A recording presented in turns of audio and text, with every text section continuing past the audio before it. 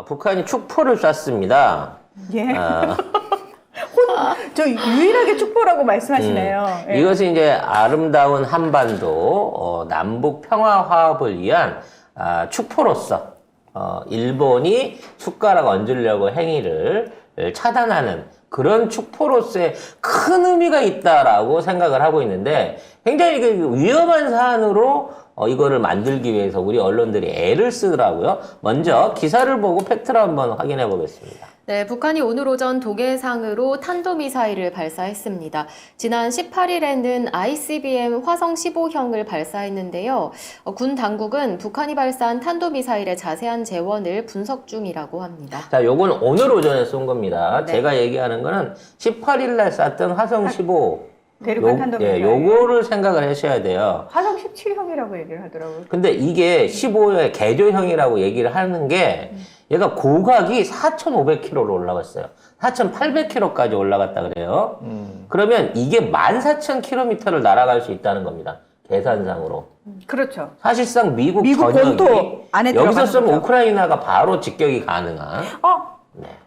그 정도 수준의 실질적인 ICBM이었는데 자, 이거를 고각 발사를 통해 갖고 일본에다 떨어뜨렸어요. 그렇죠.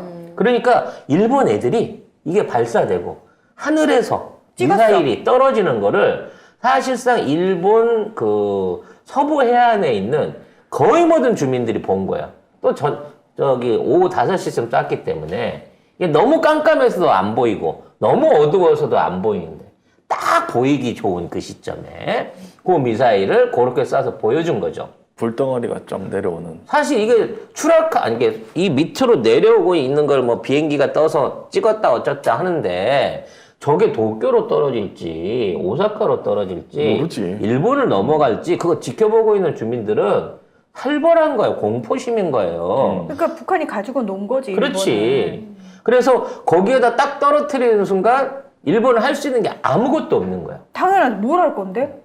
그래서 이거는 일본한테 수틀리면 니들 언제든 발사할 수 있어라는 걸 보여준 거고 여기에 대해서 일본이 화들짝 해가지고 미국 외무장관, 한국 외무장관을 쫓아가가지고 지금 우리는 남북한 관련된 얘기하고 있는데 비핵화 관련된 얘기하고 있는데 북한이 또 쐈어요.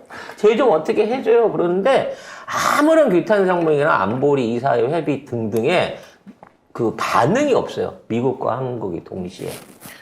윤석열은 또 NSC 안 왔더라고. 네. 아니, 걔는 애초에 NSC 같은 거는. 이제는 NSC는 안 나오는 걸로. 이제 아예 놈이 기사에 아니야. 어떻게 나오냐면 NSC를 하겠다고 그 보고를 하고 NSC를 열었다. 이렇게 얘기를 해. 아예 윤석열 안 오는 거야. 근데 기레기 니들도 그러는 거 아니야? 예전에 야, 우리 노무현 대통령님, 문재인 대통령님 때는 니들 그러는 거 아니야, 니들. 아주 NSC 5시간 만에 열었다고. 야, 미사일 쏜 다음에 열었잖아, 우리는. 걔들 쏘고 나면 15분, 30분 안에 대응 사격하고, 그 다음에 열었다고. 근데 지금은 아예 대통령 자체가 안 와. 안 와. 안 오고 기사에도 그냥 되게 당연하게 안보실에서 윤 대통령이 즉시 보고한 다음 NSC를 열었다. 이렇게 하고 있어. 그래서 김여정이 담화를 하는데, 어이없어. 바보들을 일깨워주기 위해서 쓴 거고, 이거는 서울로 갈 일은 없다. 라고 얘기하면서, 걱정하지 마, 아직 네 차례 아니야. 라고 얘기를 해주고 있다는 거예요. 니는 아예 아우로브 안 줍니다. 상대가 안 되고 있어. 이렇게 얘기를 하는 거죠. 네, 김여정 노동당 부부장이 어제 낸 담화에서 남조선 것들도 지금처럼 마냥 용감무쌍한 척 삐칠 때 안 삐칠 때 가리지 못하다가는 종당에 어떤 화를 자초하게 되겠는지 생각해보는 것이 좋을 것이라면서 바보들에게 일깨워주는데 대륙간 탄도미사일로 서울을 겨냥하는 일은 없을 거라고 했습니다. 왜냐면 이 ICBM 쏠 때마다 막 북한을 더 강력하게 제재해야 되는데 우리나라 그러거든요. 야, 너 비켜. 너랑, 야, 어디서 까불지 마. 너 비켜! 자, 미국 나오라. 난 미국하고 얘기하자. 제재할 것도 없는데 더 강력하게 제재해야 된다. 맨날 말만 그렇게 하거든. 그러니까 짜증이 났나 봐. 그래서 애초에 이제 지난주 토요일 날 나갔네. 거세경제 시간 관련해갖고 지금 남북 간의 협의가 활발히 이루어지고 있는 부분에 대한 설명을 한 그 방송이 녹화로 나간 게 있습니다. 거기 보시면 제가 지적을 했는데 지금 북한에 있어서의 군사 편제가 바뀌었어요.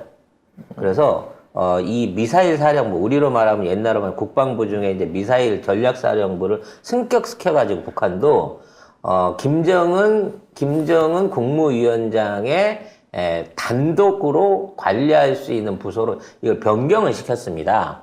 그래서 18일 날 미사일도 김정은이 직접 지시를 내린 거예요. 그러니까 군을 통하지 않고 이 미사일 부대를 직접 친정하는 게, 직접 관리하는 그 모습을 보여준 거예요. 그래서 오전 중에 미사일 발사 준비해! 라고 긴급 명령을 했고, 뭐 말로 5시간이란 말도 있고 8시간 이란 말도 있는데, ICBM을 준비해가지고 쏘는 고각 발사까지 끝내는 데까지, 그러니까 며칠 전부터 준비하는 게 아니라, 자, 훈련이지. 오늘 지금 쏴! 라고 얘기했는데 5시간 만에 이 발사가 이루어져갖고 저녁 때 이거를 발사를 했다는 거야.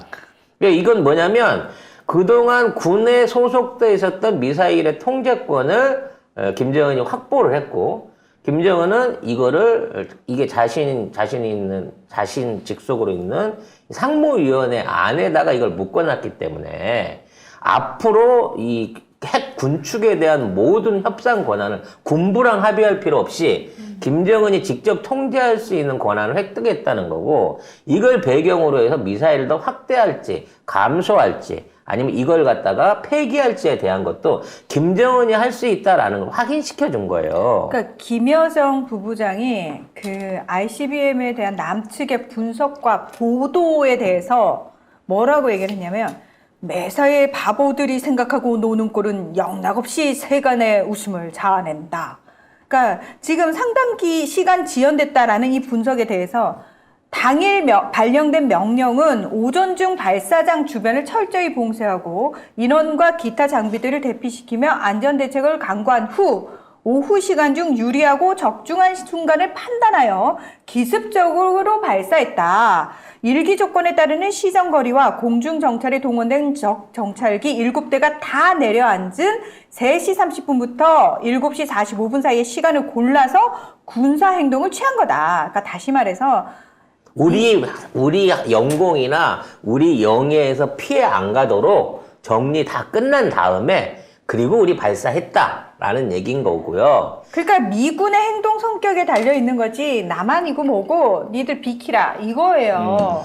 그래서 왜 이런 결과가 나오냐면 지금 이제 대만 관련된 얘기 말씀드렸을 때 일본한테 동아시아에 대한 군사적인 통제권을 넘겨주고 일본한테 대만을 떠 안으라고 했단 말이야. 대만에 뭐 안보나 이런 상황이 되면 들어가서 하라 그랬어. 여기에 이제 지금 필리핀까지 끼워 넣어갖고 중국을 압박하고 있는 상황인 건데, 그렇지. 미국은 이제 여기서 빠지겠다라고 얘기하는 거거든.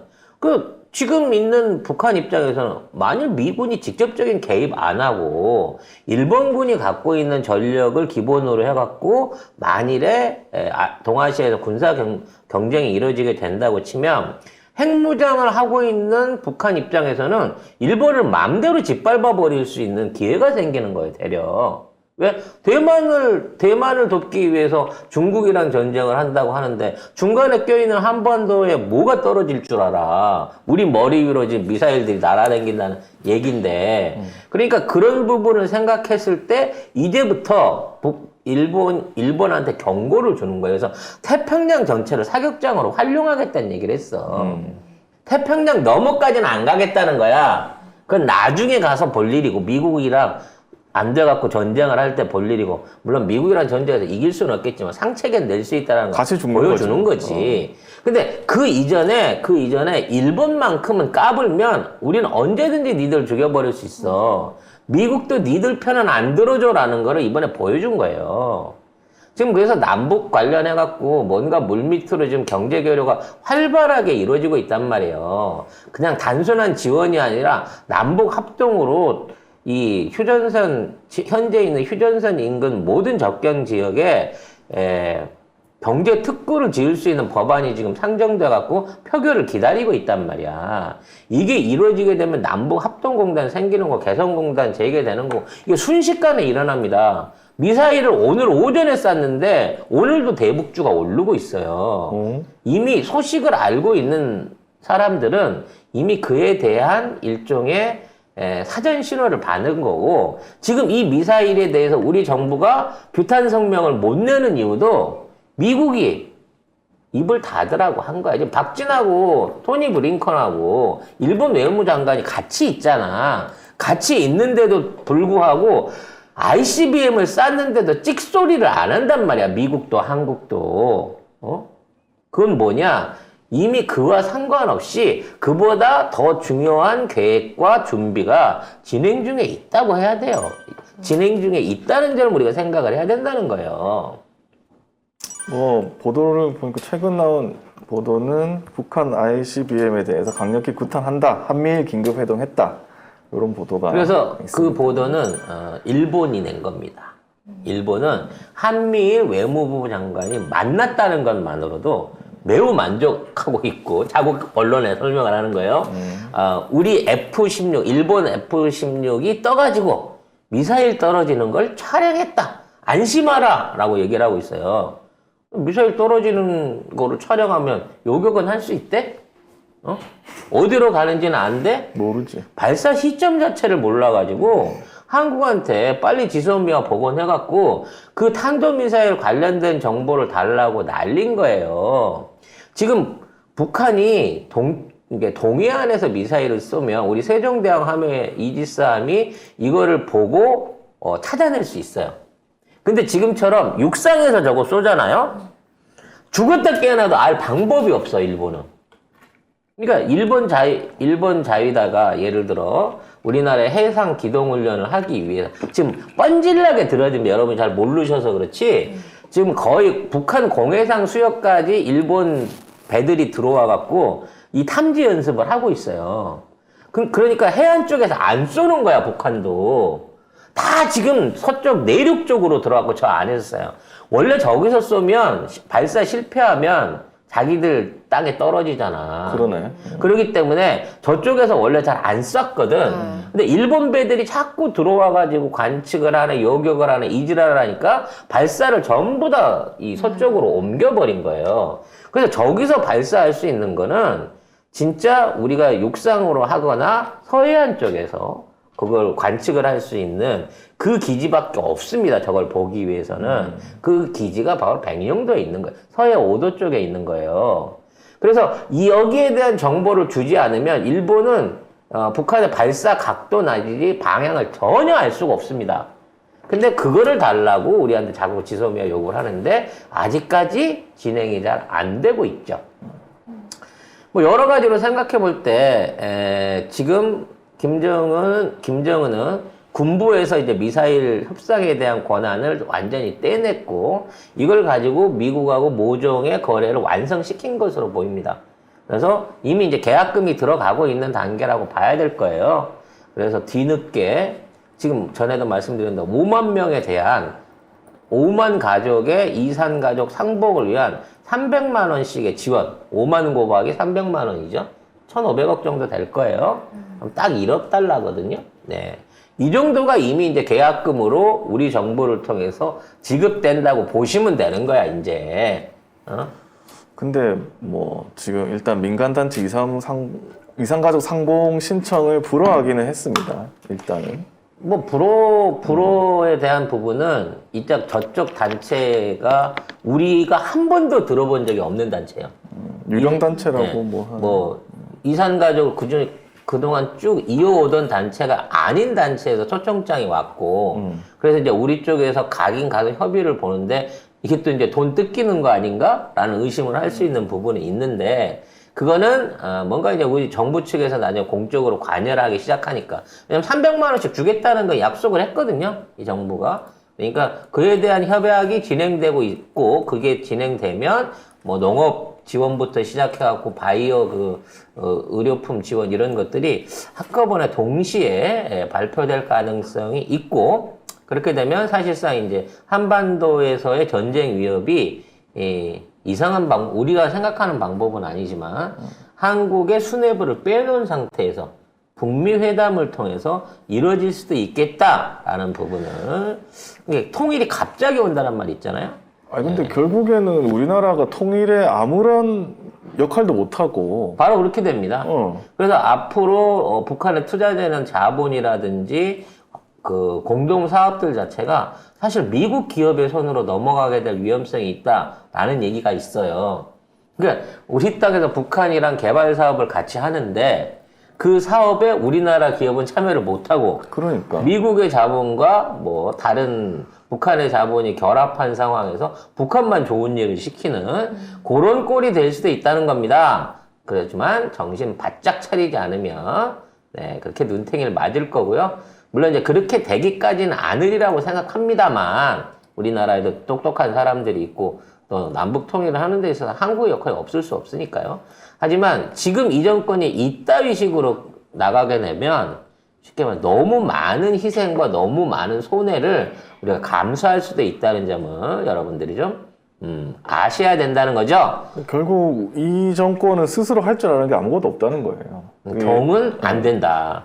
경을 이대로 두고서는 아무 일도 못 한다라는 말씀을 드리고 싶습니다.